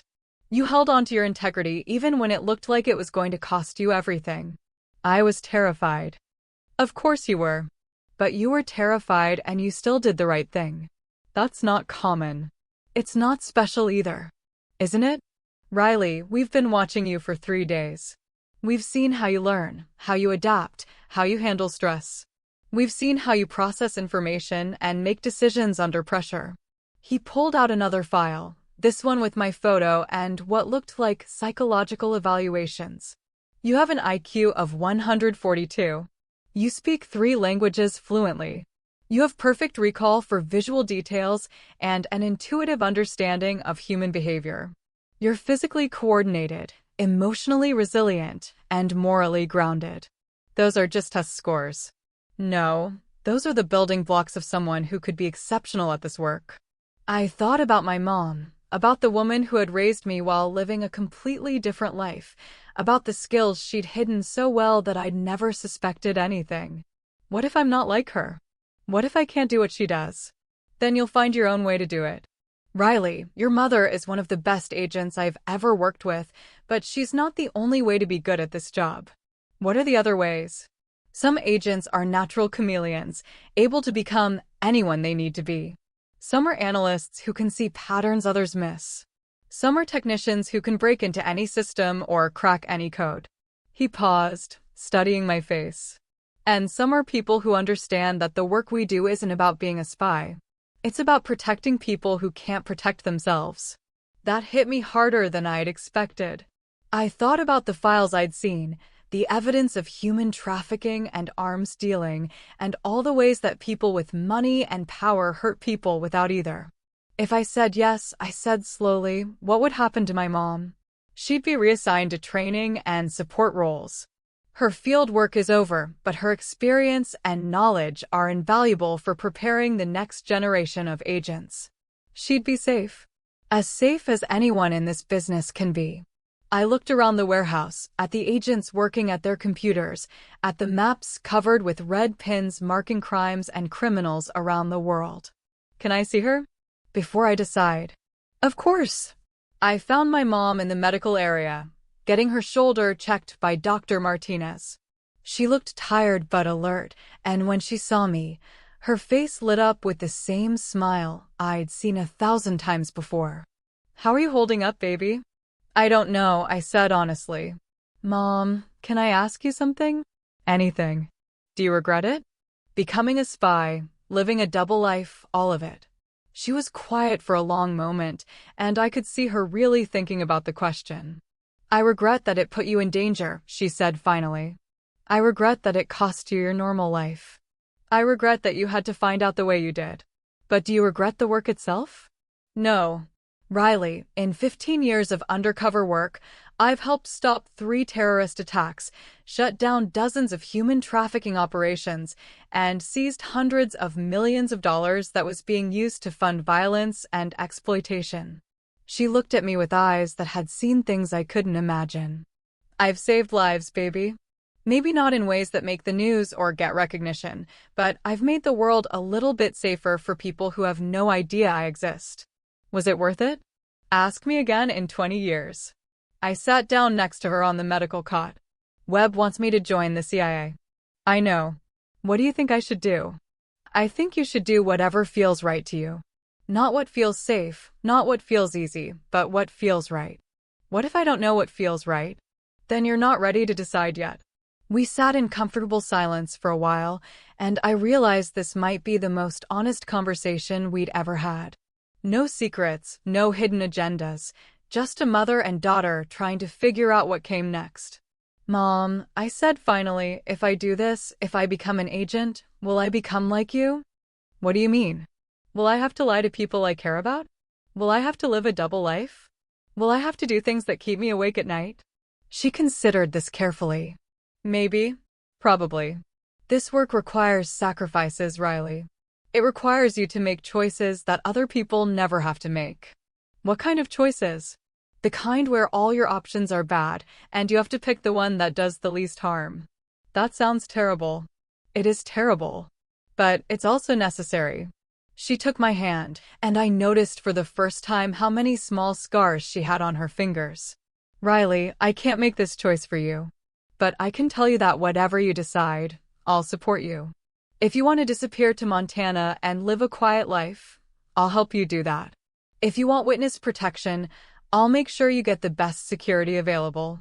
And if I want to join the CIA, then I'll help you become the best agent you can be." I looked at her, this woman who had raised me while living a life I'd never suspected, who had sacrificed everything to keep me safe, who was now giving me the freedom to choose my own path.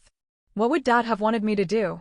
Her eyes filled with tears, and for a moment she looked like the mother I'd always known instead of the federal agent she'd revealed herself to be. "Your father would have wanted you to be happy," she said. "But he also would have wanted you to be someone who stood up for people who couldn't stand up for themselves. Even if it was dangerous? Especially if it was dangerous." That night, I lay on a cot in the warehouse, staring at the ceiling and thinking about choices. About the girl I'd been 3 days ago and the woman I might become. About safety and danger, about normal lives and extraordinary ones, about the difference between surviving and living. I thought about the Kozlov Syndicate, about the network of criminals who hurt innocent people for profit, about the red pins on the map marking operations around the world. I thought about my mom, about the sacrifices she'd made and the lives she'd saved, about the price she'd paid for doing work that mattered. I thought about myself, about who I was and who I wanted to be, about what kind of life would let me sleep at night and what kind of life would keep me awake. And somewhere around 3 in the morning, I realized that the choice wasn't really about what was safe or what was smart or what made the most sense. It was about what kind of person I wanted to be when I looked at myself in the mirror. The next morning, I walked into Webb's office and placed one of the 3 folders on his desk. "I've made my decision," I said. He looked at the folder I'd chosen, then looked at me with an expression I couldn't quite read. "Are you sure?" "No," I said honestly. "But I'm sure that this is the choice I can live with. Even knowing what it's going to cost you? Especially knowing what it's going to cost me." He nodded and opened the folder, pulling out paperwork that would change my life forever. "Welcome to the CIA, Agent Rodriguez." And just like that, Riley Williams was officially dead, and Emma Rodriguez was born. The question was, who was Emma Rodriguez going to become? 2 years later, I was standing in the lobby of the Kozlov Syndicate's headquarters in Prague, wearing a designer dress that cost more than my mom's old Honda and speaking fluent Russian to a receptionist who had no idea she was talking to a CIA operative. "I'm here for the charity auction planning meeting," I said, my accent perfect after months of practice. "Emma Volkov, representing the American donors." The receptionist smiled and handed me a visitor's badge. "10th floor, conference room A. Mr. Kozlov is looking forward to meeting you." 2 years of training had taught me how to lie with my entire body, how to become someone else so completely that even I sometimes forgot who I really was. But walking into that elevator, heading up to meet the man who had ordered my death, I felt more like myself than I had since the night our apartment was invaded. Because today was the day we were going to destroy them. The training had been everything Webb had promised and worse. 18 months of learning languages and weapons, surveillance and psychology, how to kill someone with a pen, and how to convince someone to trust you with their deepest secrets. I'd learned to pick locks and crack safes, to read micro-expressions and detect lies, to disappear in a crowd and reappear where no one expected me. But more than that, I'd learned who I was when everything else was stripped away. I wasn't my mother. I couldn't compartmentalize the way she couldn't separate the person I was from the work I was doing. Instead, I'd found my own way to do the job, my own way to be an agent who could sleep at night. I specialized in financial crimes and charity fraud, using my background and my age to get close to organizations that preyed on people's desire to help others. I was the young, idealistic American who wanted to make a difference in the world, who had access to wealthy donors and legitimate foundations. I was perfect bait for people like the Kozlov Syndicate. The elevator opened on the 10th floor, and I stepped into a world that looked like any other high-end business office. Glass walls, expensive furniture, people in suits having meetings about quarterly projections and market expansion. Except the market they were expanding was human misery, and their quarterly projections included body counts. "Miss Volkov." A woman approached me, maybe 40, with the kind of polished appearance that screamed money and power. "I'm Katerina Kozlov. Thank you so much for coming." Katerina Kozlov.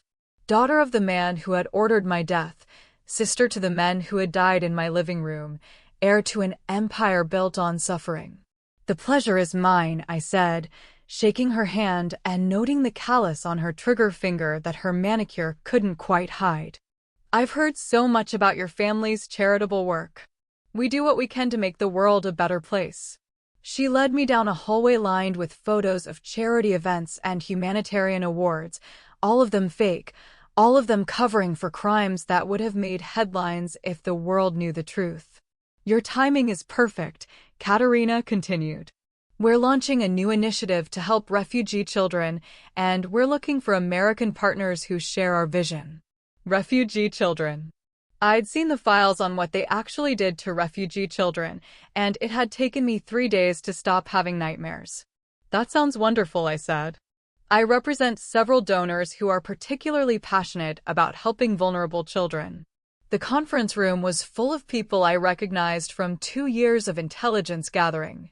Arms dealers and money launderers, human traffickers and corrupt officials, all of them dressed like respectable business people, all of them planning new ways to profit from human suffering. And at the head of the table sat Viktor Kozlov himself. He was smaller than I'd expected, maybe 60 years old, with gray hair and expensive glasses that made him look like someone's grandfather. But I'd seen the files on him, knew about the villages he'd destroyed and the families he'd murdered, knew about the children who had disappeared into his network and never been seen again. "Ladies and gentlemen," Katerina said, "I'd like you to meet Emma Volkov, representing our American partners." Viktor looked at me with eyes that missed nothing, and for a moment I wondered if he recognized something familiar in my face. But then he smiled, and it was the kind of smile that made my skin crawl. "Miss Volkov," he said in accented English, "welcome to our family." Family. The word made me think of my mom, who was somewhere in Prague coordinating the operation that would bring all of these people down. The word made me think of the real families these people had destroyed, the children they'd stolen, the the lives they'd ruined for profit. Thank you, Mr. Kozlov. I'm honored to be here. For the next hour, I sat in that conference room listening to them plan new ways to exploit human misery while pretending to be excited about their humanitarian work. They talked about expanding their refugee assistance program, which was actually a cover for human trafficking. They discussed their new children's education initiative, which was actually a way to identify vulnerable kids for exploitation. And through it all, I smiled and nodded and took notes, playing the role of the naive American who wanted to help make the world a better place. Miss Volkov, Victor said as the meeting was winding down, I'd like to speak with you privately. There are some opportunities one think might interest your donors. Of course. He led me to his private office, a room that looked like it belonged in a museum. Expensive art on the walls, antique furniture, a view of Prague that probably cost more than most people's houses. Please sit, he said, gesturing to a chair across from his desk. Can I offer you something to drink? Water would be fine. He poured 2 glasses from a crystal pitcher, and I noticed him watching me carefully as I took a sip. Testing to see if I was nervous, if I was hiding something, if I was who I claimed to be. Miss Volkov, he said, settling behind his desk, I'm curious about your background. You seem very young to be representing such significant donors. I started working in philanthropy right out of college, I said, sticking to the cover story we'd spent months perfecting. My family has always believed in giving back, and I wanted to make that my career. And your family is? Oil and gas, mostly. Based in Texas. They prefer to keep their charitable giving private. He nodded, but I could see him filing away every detail, probably planning to have his people verify my story within hours. You know, he said, leaning back in his chair, you remind me of someone. A young woman I met a few years ago.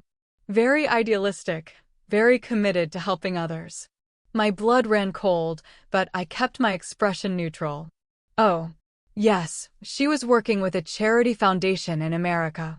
The Whitmore Foundation, I believe. Very tragic what happened to her. What happened? She was killed in a home invasion, along with her mother. Very sad. She was about your age, actually.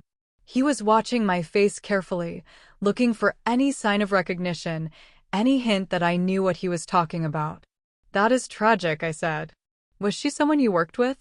In a way. Her death was instructive. It taught me the importance of being very careful about who we trust, who we work with, who we allow into our family. The threat was clear, but so was the opportunity. He was testing me, trying to see if I was who I claimed to be. Which meant he didn't know yet.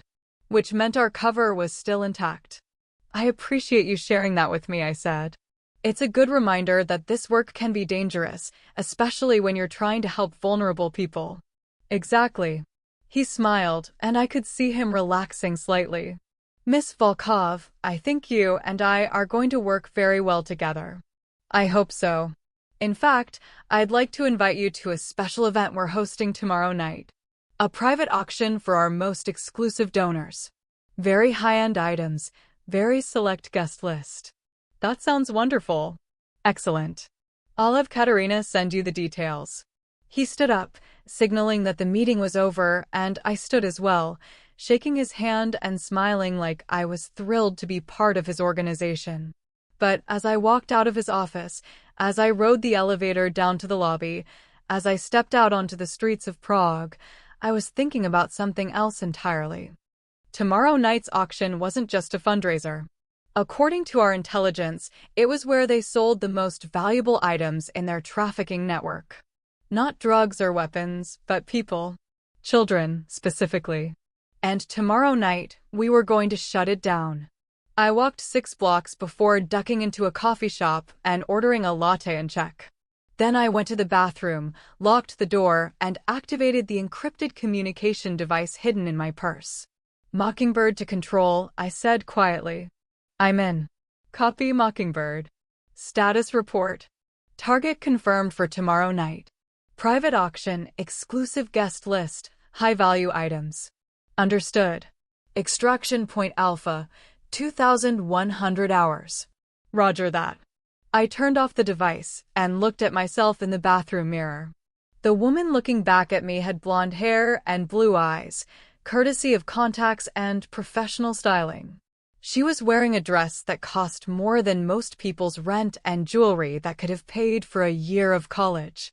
But underneath all of that, she was still the girl who had refused to confess to a crime she didn't commit, who had chosen to fight back instead of disappearing, who had decided that some things were worth risking everything for. Tomorrow night, Viktor Kozlov and his entire organization were going to learn what happened when you messed with the wrong person's daughter. And this time, I wasn't going to be the victim. I was going to be the one walking away while they got dragged away in handcuffs. The next evening, I stood in front of the mirror in my hotel room, putting on the most expensive dress I'd ever worn and the most sophisticated surveillance equipment the CIA had ever developed. Cameras in my earrings, microphones in my necklace, tracking devices in my shoes. I looked like a wealthy young philanthropist getting ready for an exclusive charity auction. I was actually a federal agent preparing to take down an international criminal organization. Mockingbird, this is Control. Radio check. Loud and clear, Control. Remember, your primary objective is intelligence gathering. Document everything, but don't take unnecessary risks. Copy that. But as I walked out of that hotel room, as I got into the car that would take me to the auction, I knew that tonight was about more than intelligence gathering. Tonight was about justice for every child they'd stolen, every family they'd destroyed, every life they'd ruined for profit. Tonight was about proving that some people couldn't be bought, couldn't be intimidated, and couldn't be silenced. Tonight was about showing Viktor Kozlov that the girl he'd tried to kill had grown up to be someone he should have been afraid of. The auction was being held in a private mansion outside Prague, the kind of place where billionaires went to buy things that weren't supposed to exist. As my car pulled up to the entrance, I could see other guests arriving, all of them wealthy, all of them powerful, all of them complicit in crimes that would have shocked the world if anyone knew the truth. Miss Volkov, Katerina greeted me at the door. You look stunning. Thank you. I'm so excited to see what you have for us tonight. Oh, I think you're going to be very impressed. She led me into a ballroom that looked like something out of a fairy tale, if fairy tales included human trafficking and child exploitation. Crystal chandeliers, marble floors, waiters serving champagne that probably cost more than most people's cars. And in the center of the room, a stage where they would soon be auctioning off human beings like they were pieces of art. Ladies and gentlemen, Viktor's voice echoed through the room as he took the stage. Welcome to our annual private collection auction. Tonight, we have some truly exceptional items for our most discerning collectors. I stood in that ballroom, surrounded by monsters in designer clothes, and activated every recording device I was carrying. Because tonight, the world was finally going to see what the Kozlov Syndicate really was. And tomorrow, they were all going to prison. The auction lasted exactly 47 minutes before the doors exploded inward. Not the gentle swing of late arrivals, but the coordinated breach of a federal task force that had been planning this moment for 2 years. Smoke grenades, flashbangs, and the kind of overwhelming force that made it clear this wasn't a negotiation. Federal agents. Everyone on the ground. Now. I was already moving, diving behind a marble pillar as chaos erupted around me. The wealthy criminals who had been bidding on human lives just moments before were now screaming and running, their designer clothes and polished facades crumbling as they faced the reality of their crimes. Mockingbird, this is Control. Are you secure? Secure and recording, I replied into my hidden microphone. I've got everything. And I did have everything. 47 minutes of the most powerful people in international crime casually discussing the purchase of children like they were discussing wine selections. 47 minutes of evidence that would put them away for life and dismantle their entire network. Through the smoke and chaos, I saw Viktor Kozlov trying to escape through a side door, but federal agents were already there, already waiting. His face when he realized he was trapped was something I'd remember for the rest of my life. Viktor Kozlov, Agent Torres announced, the same woman who had taught me to fight 2 years ago. You're under arrest for human trafficking, money laundering, conspiracy, and about 30 other federal crimes. This is outrageous, Victor sputtered as they put him in handcuffs. I'm a legitimate businessman. This is a charity auction. Yeah, Torres said, we heard your charity auction. Every word of it. She looked directly at me and nodded slightly. Mission accomplished. As the federal agents processed the scene, arresting everyone who had been bidding on human lives just minutes before, I found myself standing next to Katerina Kozlov, who was also in handcuffs and looking like her world had just ended. Which it had. You, she said, staring at me with recognition finally dawning in her eyes. You're not Emma Volkov. No, I said, pulling off the blonde wig and colored contacts that had been part of my disguise. I'm not. Who are you? I looked at this woman who had spent years profiting from human misery, who had smiled while discussing the sale of children, who had welcomed me into her family of monsters. I'm Riley Williams, I said. And you killed the wrong person's daughter. Her face went white as she realized what that meant. The girl they'd tried to frame, the girl they'd tried to kill, the girl whose death had been reported in newspapers around the world, was standing in front of her, very much alive and very much responsible for destroying everything they'd built. That's impossible, she whispered. You're dead. We made sure you were dead. You made sure everyone thought I was dead, I corrected. There's a difference. The federal agents led her away, and I watched the entire Kozlov organization get dismantled in real time. 2 years of planning, 2 years of training, 2 years of becoming someone else, all leading to this moment. Agent Rodriguez, Webb appeared beside me, using the name I'd been living under for 2 years. Outstanding work. Thank you, sir. The intelligence you gathered tonight is going to lead to arrests in 12 countries and the rescue of over 300 trafficking victims. 300 people who would go home to their families instead of disappearing forever. 300 lives saved because I'd chosen to fight back instead of hiding. What happens now? I asked. Now we process the evidence, coordinate with international law enforcement, and watch a criminal empire collapse. And after that? Webb smiled. After that, you get to decide what kind of agent you want to be. 6 months later, I was sitting in a coffee shop in Washington, D.C., reading a newspaper article about the final sentencing in the Kozlov case. Victor Kozlov, life in prison without parole. Katerina Kozlov, 40 years. Harrison Blackwell, the lawyer who had tried to destroy me in that courtroom so long ago, 25 years for conspiracy and money laundering. The Whitmore Foundation had been completely dismantled, their assets seized and distributed to legitimate charities that actually helped people.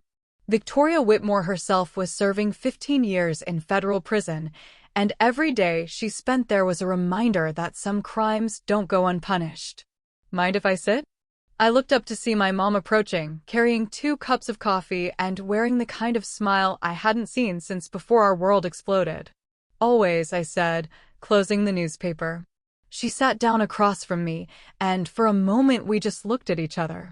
2 years of training and operations and living under assumed names had changed both of us, but sitting there in that coffee shop, we were just a mother and daughter having coffee together. How are you doing, baby? Good, I said, and I meant it. Really good. Any regrets? I thought about the question seriously. Did I regret losing my normal life, my college friends, my plans to become a teacher or a social worker or whatever I'd thought I wanted to be when I was 19? No, I said finally. I don't regret it. Even knowing what it cost you? Mom, what did it cost me? A life where I would have spent 40 years wondering if I was making a difference? A career where I might have helped a few dozen people instead of a few hundred. I gestured to the newspaper article about the Kozlov sentencing. I helped save 300 people from human trafficking. I helped shut down a network that was stealing millions of dollars from legitimate charities. I helped put monsters in prison where they can't hurt anyone else. And what did you gain? I gained the knowledge that I'm exactly who I'm supposed to be. My mom smiled, and I could see tears in her eyes. Your father would be so proud of you. I hope so. I know so. Riley, you've become someone who stands up for people who can't stand up for themselves. You've become someone who fights for justice even when it's dangerous, even when it's hard. I learned from the best. No, baby. You learned from yourself. I just gave you the tools. We sat in comfortable silence for a while, watching people walk by on the street. Normal people living normal lives, most of them completely unaware that there were people like us working to keep them safe. So, what's next? My mom asked. Webb offered me a permanent assignment with the Financial Crimes Unit. Apparently, I have a talent for getting close to people who use charities as fronts for criminal activity. Are you going to take it? I already did. And I'm excited. There are a lot of organizations out there that prey on people's desire to help others. A lot of criminals who think they can hide behind good intentions.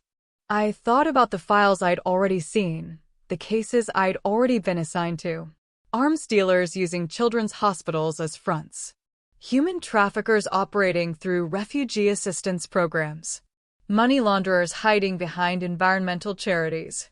They're going to learn that some people can't be bought, can't be intimidated, and can't be stopped. Just promise me you'll be careful. I promise I'll be smart. Careful is a luxury we can't always afford in this job. My mom laughed. When did you get so wise? When I realized that the worst thing that could happen to me already happened, and I survived it. What was the worst thing? Finding out that everything I believed about justice and fairness was wrong. And now? Now I know that justice and fairness aren't things that just happen. They're things you have to fight for. As we finished our coffee and prepared to leave, my mom handed me an envelope. What's this? Something I've been saving for you. Inside was a letter written in handwriting I recognized but hadn't seen in years. Dad wrote this. The night before he died. He asked me to give it to you when you became the person he knew you could be. I opened the letter with shaking hands and read words my father had written when I was 3 years old. My dearest Riley, if you're reading this, it means you've grown up to be someone who fights for what's right, even when it's hard. Someone who stands up for people who can't stand up for themselves. Someone who makes the world a better place just by being in it. I'm so proud of the woman you've become, even though I won't be there to see it. But I know your mother will raise you to be strong, to be brave, to be someone who never gives up on doing the right thing. The world needs people like you, Riley. People who can't be bought or scared or convinced to look the other way when others are suffering. People who understand that sometimes the most important battles are the ones nobody else knows you're fighting. Be careful, be smart, but never be afraid to do what you know is right. I love you more than words can say. Dad. I was crying by the time I finished reading, but they were good tears. Tears of gratitude and love and the knowledge that I was exactly where I was supposed to be. He knew, I said. Somehow he knew. He knew you had the heart for this work, my mom said. He just didn't know you'd have the opportunity to do it. Do you think he would have wanted this for me? I think he would have wanted you to be happy and to make a difference in the world. And Riley, looking at you now, I think you're both. We walked out of that coffee shop together, a mother and daughter who had both chosen to dedicate their lives to protecting people who couldn't protect themselves. We'd both paid prices for that choice, both made sacrifices that most people would never understand. But we'd also both found something that most people spend their entire lives searching for, the knowledge that our lives mattered, that our work made a difference, that we were exactly who we were supposed to be. 3 months later, I was sitting in another coffee shop, this one in Geneva, reading intelligence reports about a new case. A network of fake environmental charities that were actually fronts for arms dealers, operating in 6 countries and stealing millions of dollars that was supposed to be protecting endangered species. My phone buzzed with a text from Webb, new assignment. How soon can you be in Costa Rica? I smiled and typed back, give me 48 hours to become someone else. Because that's what I did now. I became whoever I needed to be to get close to people who hurt others for profit. I became the idealistic young woman who wanted to save the rainforest, or the wealthy heiress looking to make a difference, or the graduate student researching conservation efforts. I became whoever I needed to be to make sure that monsters like the Kozlov Syndicate never got the chance to destroy innocent lives. And every time I put on a new identity, every time I walked into a room full of criminals pretending to be philanthropists, every time I gathered the evidence that would bring them down, I thought about that 19-year-old girl who had refused to confess to a crime she didn't commit. She had no idea that her refusal to break, her insistence on fighting for the truth, would lead to this. She had no idea that her worst day would become the foundation for the best work of her life. But I knew. And I was grateful. Because sometimes the worst thing that happens to you is actually the best thing that could have happened to you. You just have to be brave enough to see it that way. Hey everyone, thank you so much for listening to this story. If you enjoyed it, please hit that like button and let me know in the comments what you thought about Riley's journey from college student to CIA operative. Have you ever had a moment where something terrible turned out to be exactly what you needed? I'd love to hear your stories. And if you want to hear more stories like this one, make sure to subscribe and hit that notification bell. I've got some incredible stories coming up about people who refused to give up, who fought back against impossible odds, and who discovered strength they never knew they had. Until next time, remember that sometimes the worst day of your life is actually the first day of the rest of your life. You just have to be brave enough to see the opportunity in the crisis. Take care, and I'll see you in the next story.